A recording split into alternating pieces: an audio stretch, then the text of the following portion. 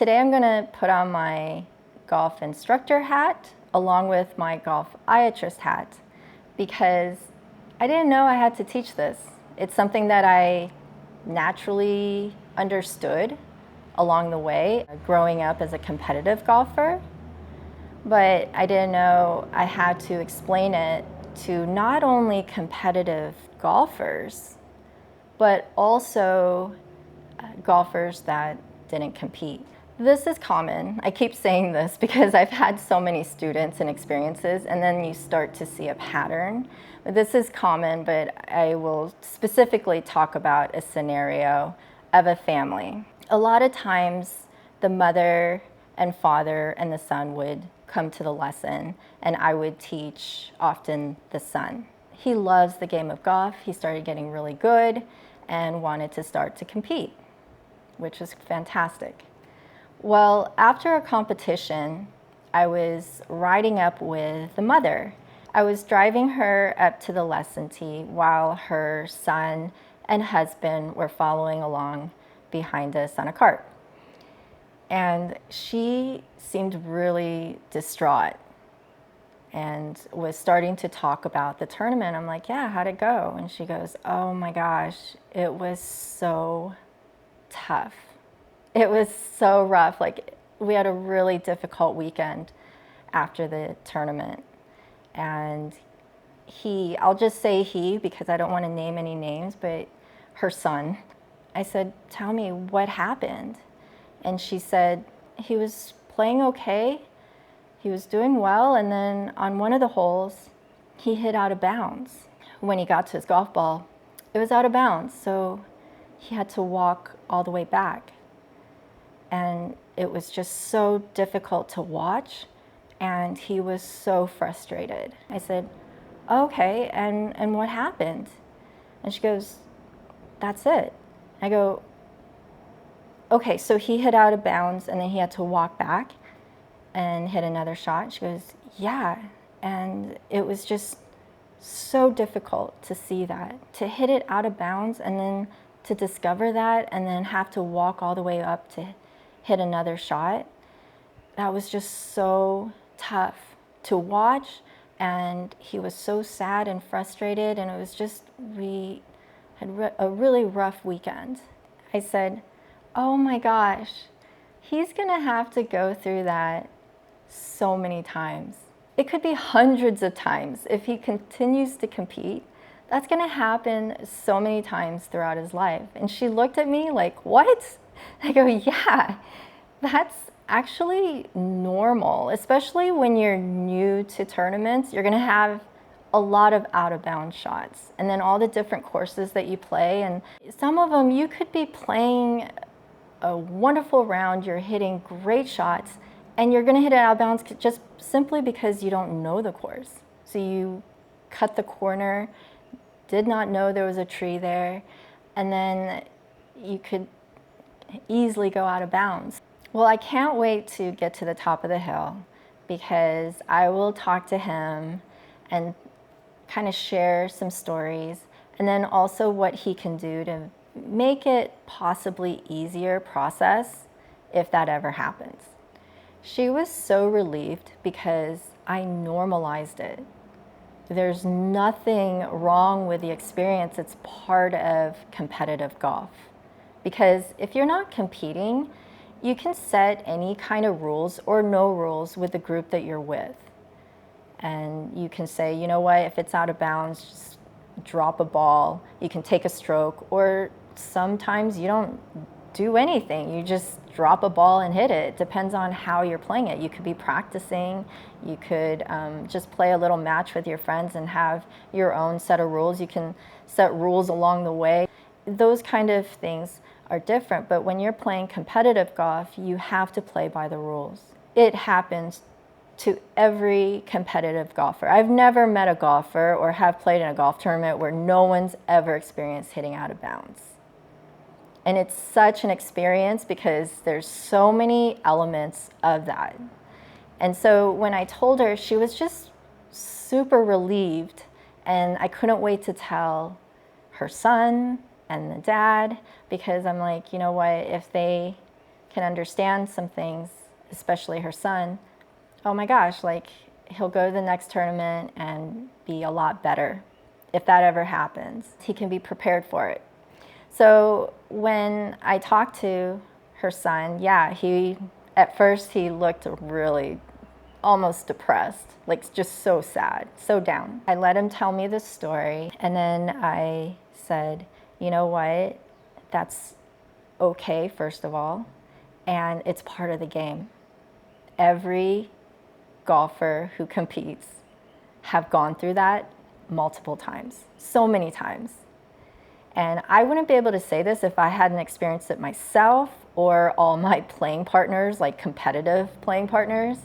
And it happens to everybody. That's why as a competitive golfer, you practice all the time because you don't want that to happen so frequently.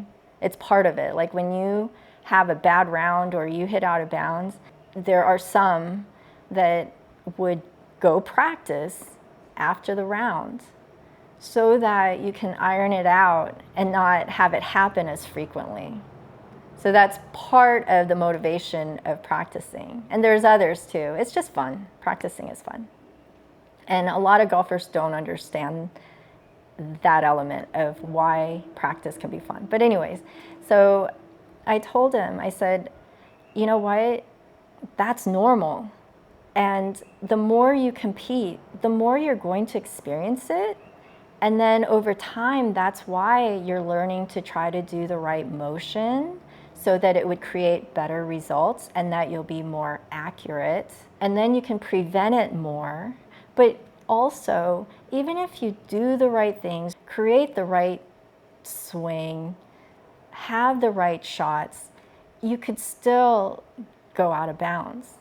You're playing in nature, so there's so many elements. So you could hit the perfect shot, do the right swing, but a huge gust of wind could come through. Or if you don't know the course, you could hit a tree because you're trying to cut the corner or something, and you hit the branch and it goes out of bounds. I mean, there's so many reasons why. There's few things you can prepare for. And as I was telling him, you could tell like he was just kind of up here, like tense, to like, oh, okay, so I can make mistakes. Other people do as well. It's part of the game. And I said, the better golfers you see, the more they're more precise and more accurate. They've gone through it more than anybody. And he was like, oh my gosh. Instead of him feeling like he did something wrong and it was a huge mistake, he started to look at it like, oh, that's part of it. And it's part to overcome it, the reasons to practice, reasons to try to do the right motion. And it's also some things you just can't really control. It's part of the game. And I explained to him different scenarios so that it could relieve him even more. So I would say, I mean, I completely understand your frustration. It's frustrating. There's no way around it. It's not fun. It's not like, yay, it's part of the game, you know, and everyone goes through it, so I'm gonna go through it. It's okay. You know, it's not like that. It's not this happy-go-lucky sort of experience. It's frustrating. I mean, there's times where you hit out of bounds and you clearly see the ball and everybody is like measuring from the side. And you want to do it yourself because golf is an honest sport. So you definitely, you know, if you see a little bit out of bounds, you call it on yourself. It's just part of the game. It's the beautiful part of the game. And so when everybody's looking like, I don't know, it looks kind of in, well, yeah, but if you look at from this out of bounds stake to this out of bounds stake, it's just a little bit to the right. And then you're like, okay, yeah, you're right. And then you have to walk back to replay the shot and take a 2-stroke penalty on top of this nice walk you're gonna have. There's gonna be days where it's pouring rain or the wind is blowing and it's cold, and you have to decide, okay, am I going to go back up that hill with my golf bag to keep everything dry with it holding an umbrella? Because this is junior golf. You don't have caddies. Well, some tournaments you can, but a lot of the tournaments you gotta, pull your own golf bag. Now that a lot of kids use pull carts, but a lot of kids carry.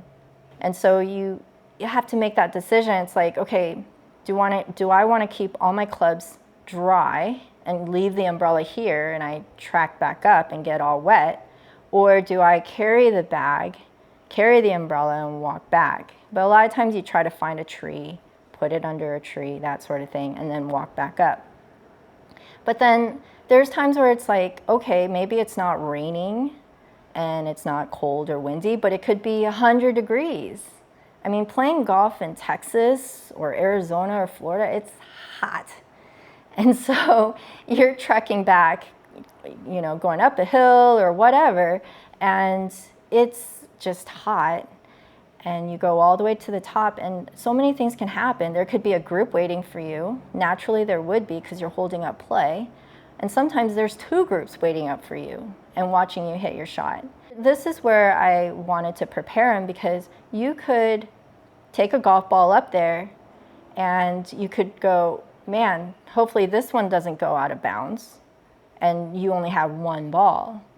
And so this is where I taught him the rules, where when you do go up there, take a couple golf balls, because if one goes out of bounds, you can hit another one. But also, let's say the first ball that you hit, you think it went out of bounds. Whenever, if you feel like you went out of bounds, you can say, I'm going to hit a provisional. And then you grab a golf ball that's a different number or a different marking. And then you show your players what that is so that you can distinguish between the 2 golf balls. So you can always do that. And he goes, really? Yes. And so that's going to prevent a lot of those walking back sort of scenarios where it's like, okay, I think that went out of bounds, or I'm not quite sure. I'm going to hit a provisional. And then that's how you can hit another shot without having to hike back up. He was so relieved, and so were his parents. I normalized what happens to all competitive golfers and what they go through, and it is tough. And the key is, I said to him, I'm like, it's frustrating. It's not fun. And the weather plays a part, and it can be really tough to track back up, and you're holding up play, and then a lot of times you got to run up and then hit it and then run back so that you can keep the pace and be courteous to other players. There's all these elements, which is actually beautiful, because whether he continues to compete in the future, like let's say he plays a lot of tournaments and he stops playing, or whether he continues to play, it emulates life. Things don't always go your way. Things can be very challenging at times. You could do all the right things and the results don't match. And it's okay to get frustrated, but at the same time, to prevent more issues like that by practicing properly, doing the right motion, and also continuing to develop a good mindset and attitude, because that's part of competitive golf. It's not just to have a good swing and hit good shots, but also how you react to the shots, good or bad. And so that's something to develop, and allow yourself to get frustrated. It's okay. That's human nature. So allowing yourself to get frustrated, but alchemizing that over time. It doesn't come overnight, getting upset and then getting over it quickly. It is a development, just like the skill set of the swing. It's a healthier approach, because it could have gone the wrong way. It could be like he would feel like he did something really wrong, and then they can think that it's psychological and it's his issue. When people go through that, they feel like it's their issue and nobody else goes through it. And so when you hear that other people have gone through it and it's part of it, it's released. It's not just his. And so it's just a good, healthy way to look at it. If not, if somebody hasn't gone through it, if I hadn't gone through it and I didn't say those things and tell him stories that normalize the experience, he could have gotten where he thinks it's mental. And a lot of students, they come to lessons and before they go through the process with me, they think everything's mental. And I'm like, this is a physical sport too, very much a physical sport. So he now has those tools to go, okay, I know what to do with that situation.